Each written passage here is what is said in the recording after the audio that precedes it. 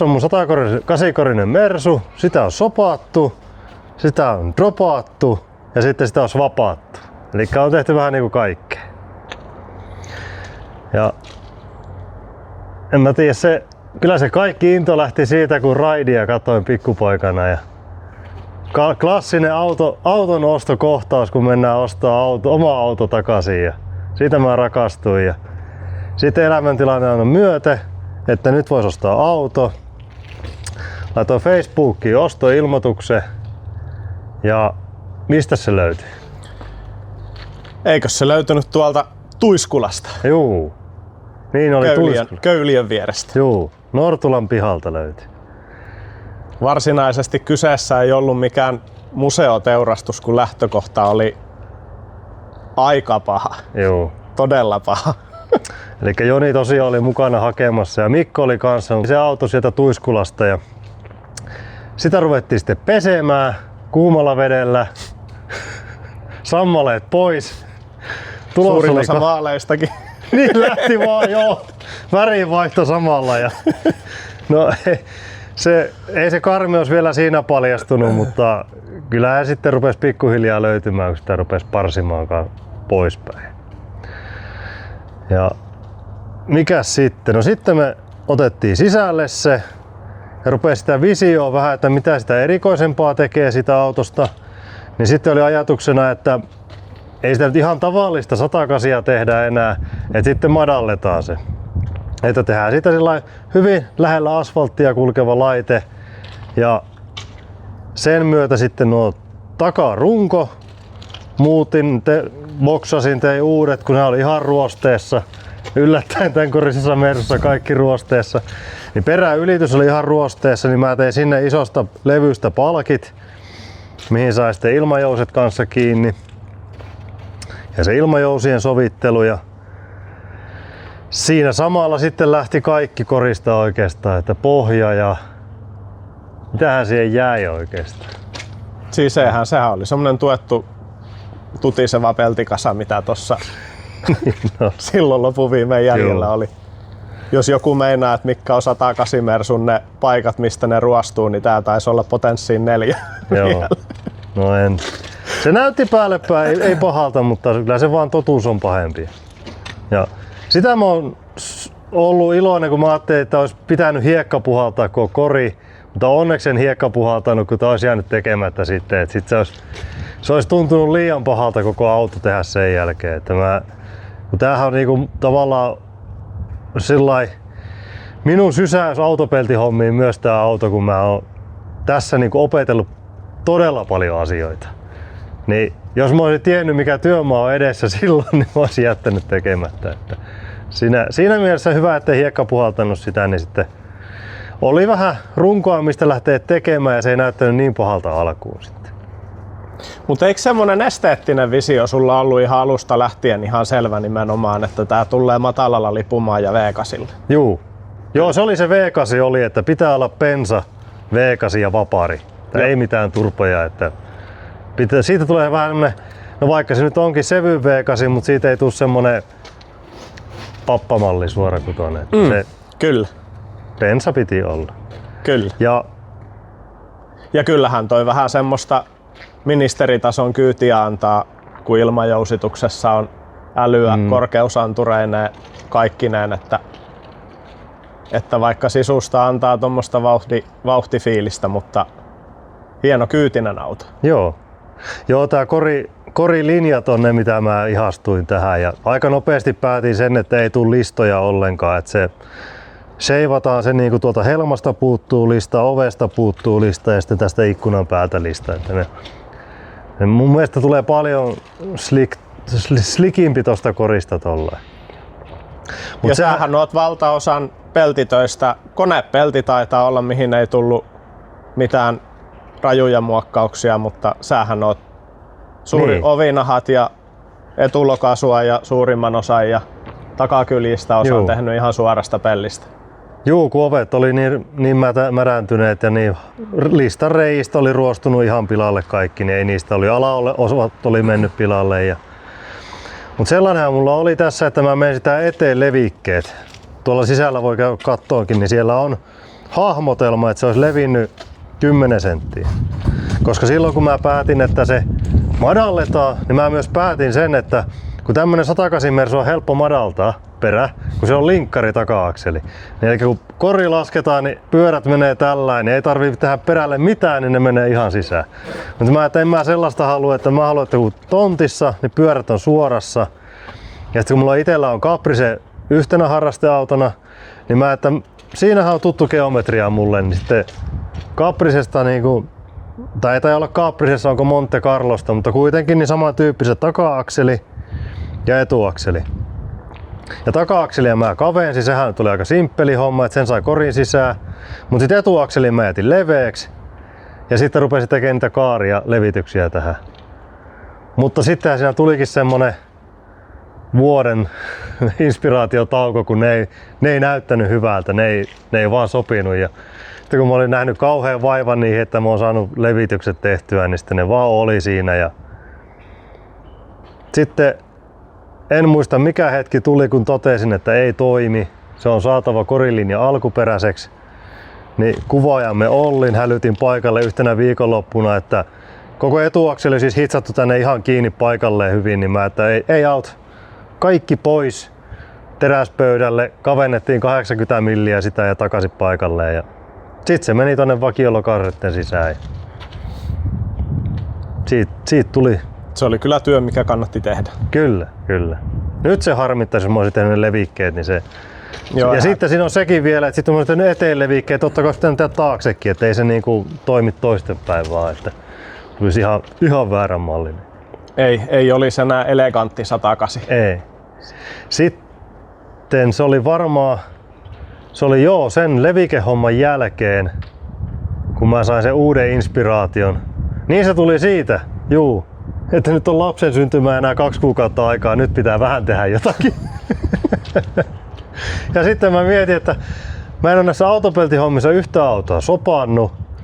Ja tuskin se ensimmäinen soppauskaan mikä asiakastyö.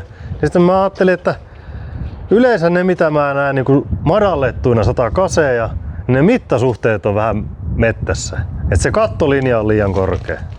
No siinä Jonikin oli sitten apuna, kun veettiin tolpat poikki ihan vaan reteesti ja keskeltä halki. No siihen mä sain pienen avun Lepolan Janne, mä kysyin, että sopisiko tämmöiseen soppaan. No Janne oli totta kai sitä mieltä, että soppaus sopii aina. Tällaista vastausta ei varmaan Jannelta saa, ettei soppaus sopisi. Kaikki paranee soppaamaan. Joo. Mutta se oli hyvä yllytys siihen, että teen se.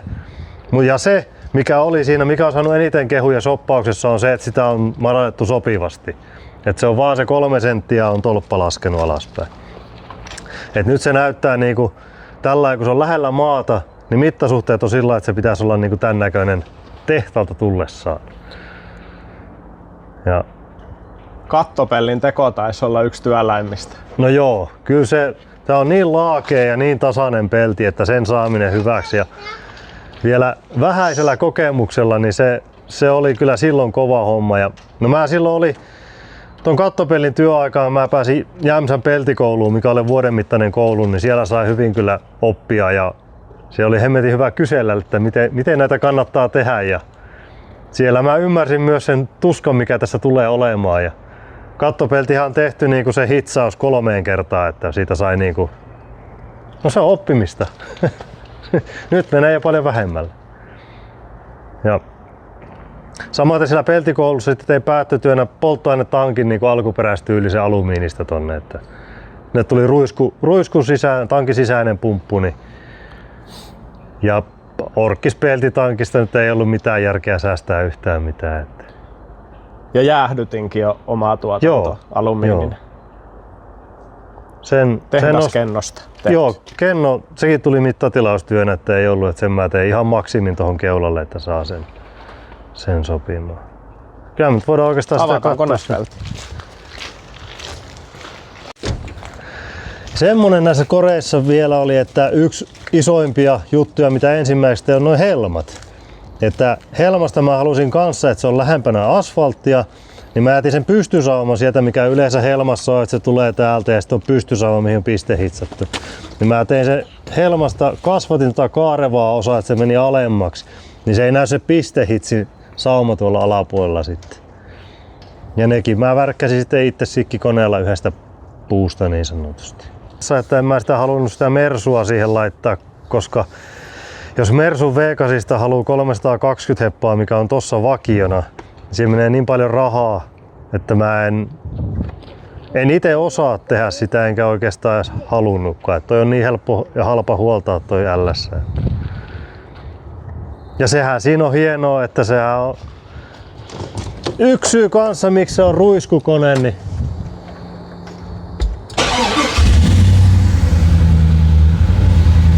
se lähtee aina käyntiin kerrasta.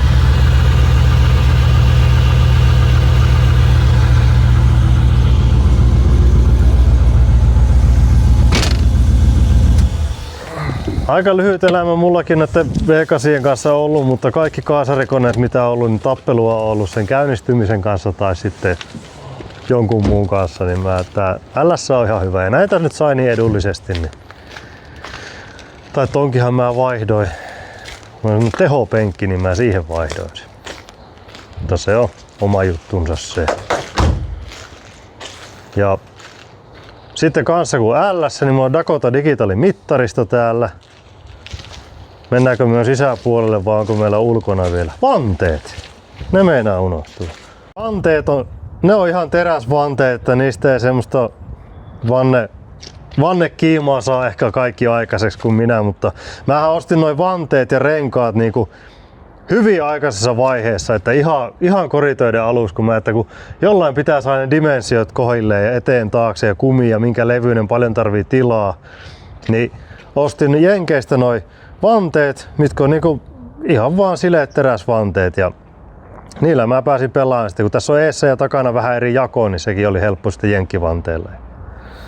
Ja niin yksi muuta juttu, mikä niistä tuli sitten kun oli se vanne, niin sitten pystytään takapään tekemään myös, koska tännehän piti aika paljon tehdä tilaa tuolle pyörälle, kun se on leveä kumi ja se nousee ylöspäin sitten. Niin täällä takaovessa sitten niin vakio-oven kaarihan menee niinku täällä, tällainen. Niin sitä piti tuo pahkaa nostaa tohon. Nähdään siinä vielä mitään, sehän vaan nousee, mutta samaten kuin lukkorunko on tuolla alalla, niin piti sitäkin nostaa. Ja tietysti kun sun nostaa tätä sisäpuolta, niin sitten pitää oveekin muokata. Ja sitten täällä on oveen tehty palanen ja nostettu tää oven takalukkorunkoakin. Kyllä ne muutokset vaan johtaa niin kuin moneen paikkaan. Ja samaten niin kuin se katon shoppaus, ei se ole vaan, että tolpat tosta poikki ja katto keskeltä, niin kattoa piti, koska mä halusin tolpat muuten pysyä suorassa, että ne on tismalleen samassa kulmassa kuin orkkis, niin sen takia kattoa levitettiin ja jatkettiin, koska ne tuli vähän alaspäin ja silloin se katto niin menee tällä. Mutta siitähän seuraa aina se, että pitää ovien yläpienaa jatkaa ja lyhentää sitten pystyjä. Et työt. Paljon. Sitten lasit on onneksi suorat, niin ne meni vakiot, että ne toimii ihan suorana tollain. Siinä ei ollut mitään. Tuulilasi ja takalasi tietenkin. Juu. Mutta se on Suomessa asumisen helppous, että onneksi on Kuttila. Niin, ei muuta kuin Kuttilaan puhelua ja nää tehtiin vakiolasien muotilla, että sieltä saa niinku vakiolasinkin 108 Mersua aika edullisesti, niin vakiolasin muotilla, mutta vaan matalempana. Niin se oli niinku yksi helpoimmista asioista, mitä moni taas sitten niinku ulkomaalaisilla foorumeilla ja tuolla päivittelee, että mistä ne lasit tulee, että sehän et sä saa sitä tehtyä. But se on. Ja etulasihan meni ihan tommosella oikealla tiivisteellä, miten se on tehdaslaisenakin. Juu, se on ihan orkkistiivistä. Tosin tiiviste piti nyt leikata ja lyhentää. Niin, sitäkin sopata. Takalasin muoto oli sitten vähän eri, että se niinku tällainen kupertuu aikaisemmin, niin sitten se vaan lyhennetty lasi ei ollut sopinut niin hyvin, niin se piti liimata, että se ei tiivisteellä onnistunut se. Mutta no se vielä ulkopuolesta, että kromien löytäminen oli työlästä. Että kyllä nämä on hapertunut yhtä lailla kuin korit, niin kaikki kromiitkin. Että puskureita on tuolla kontin päällä, niitä on varmaan 5-6 sarjaa kaikkia. Että ennen kuin löysin niin kuin sopivat palaset. Ja puskurin kumejakaan en löytää. Nyt on, tää on nyt sillä lailla kumminkin budjetilla tehty, että mä en ole voinut kaikkia osia lähteä minttejä hakemaan mistä löytyy, että ihan kaikkia ei ole voinut hakea. Että sanomista löytyy kromeissa, mutta ne on kumminkin ehjät. Sopii tähän kokonaisuuteen ihan hyvin. Ja kestää kyllä katselun. Kyllä.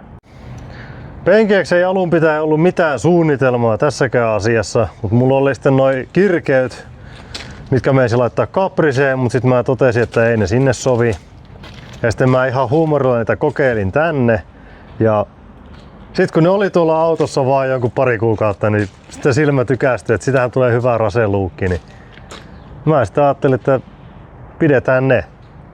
Ja sitten siihen pikkuhiljaa muokkautui se ajatus, kun mulla oli noihin ne teddyvuoret päällä, että haluaisin kuitenkin nahkapenki. Ja sitten samoihin aikoihin tämän värin keksin, että mä näin jossain niin orkkis vihreä mersu. Ja mä että vitsi, toi vihreä voisi olla ihan hyvä. Niin silloin mä päätin, että tää vihreä on tää metallihohto vihreä. Ja sitten vihreän kanssa oli hyvin helppo valinta tää konjakkinahka.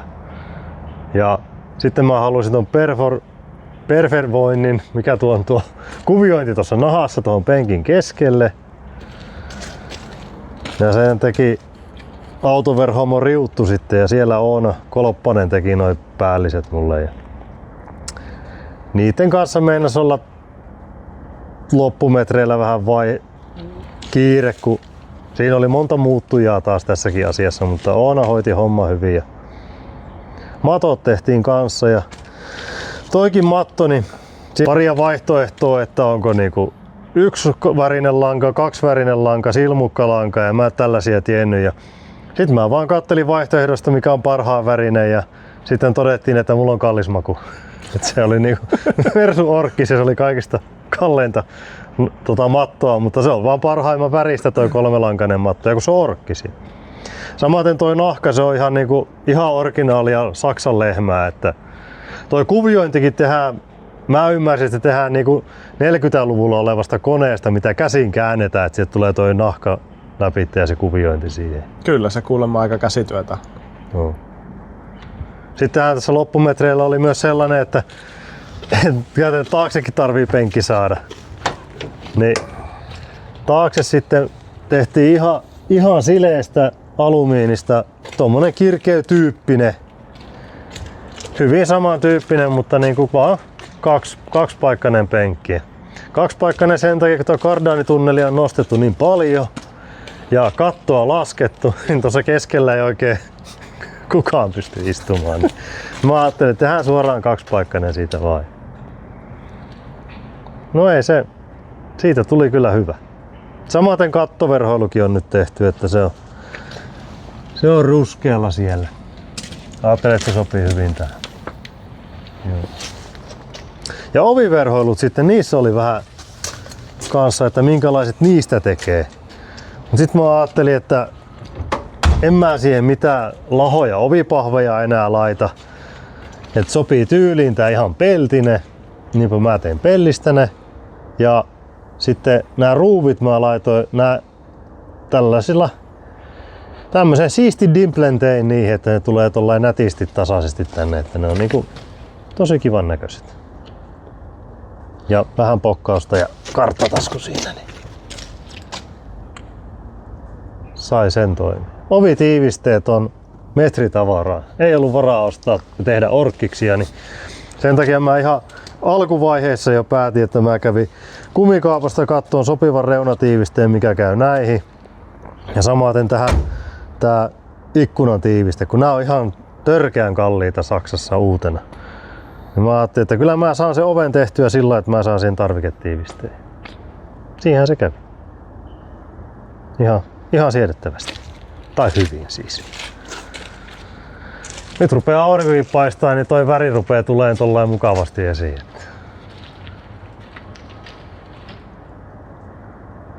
Kävittekö takaluukulla? Ei.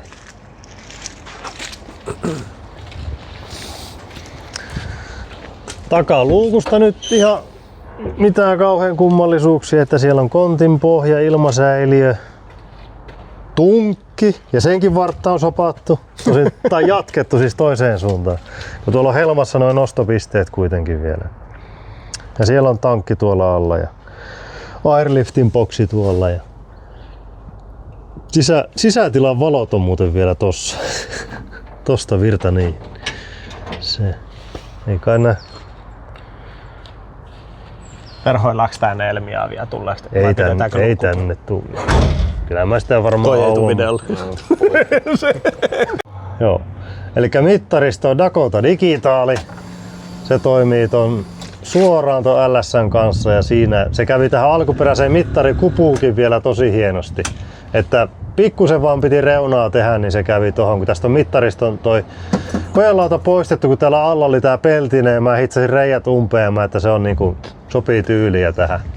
Ja samaten ratti, mulla on näitä useampia, jos joku tarvii, niin näitä löytyy.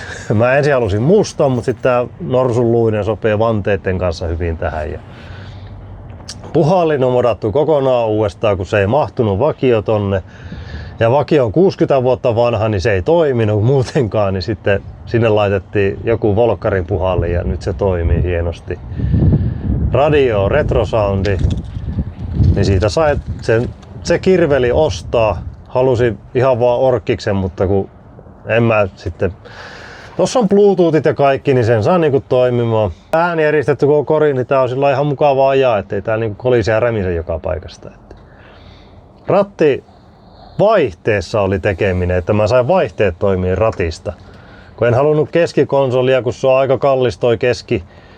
Vaihteen valitsin noihin LS:iin, niin mä ajattelin, että tää sopii hyvin tää retromallinen ja hommasin rattipylvää, missä on toi rattivaihde ja nyt se toimii siitä sitten.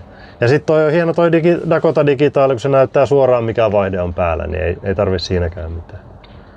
Sisustan puuosat on poistettu, koska ne oli poistunut keskuudestamme jo Nortulallakin, että ne oli hyvin luonnollisesti ekovaiheessa oli kaikki liimaukset irranneena jo, niin niitä ei tarvinnut miettiä takaisin laittoa.